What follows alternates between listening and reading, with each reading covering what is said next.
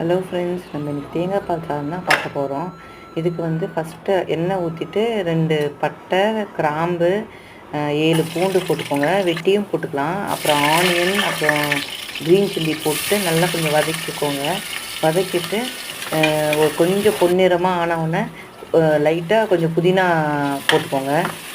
புதினா வந்து ஆப்ஷனல் தான், அது போடாமல் கூட இருக்கலாம். அப்புறம் உப்பு போட்டு நான் இப்போ வந்து இன்றைக்கி 3 கப்பு ரைஸ் வச்சுருக்கேன். 3 கப்பு ரைஸுக்கு வந்து 6 கப்பு தேங்காய் பால் எடுத்திருக்கேன்.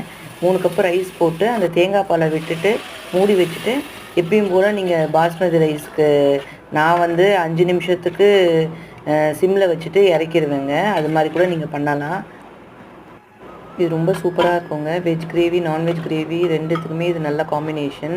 இந்த வீடியோ உங்களுக்கு பிடிச்சிருக்குன்னு நினைக்கிறேன். இந்த வீடியோ உங்களுக்கு பிடிச்சிருந்தா லைக் பண்ணுங்கள், ஷேர் பண்ணுங்கள், சப்ஸ்கிரைப் பண்ணுங்கள். பாய்.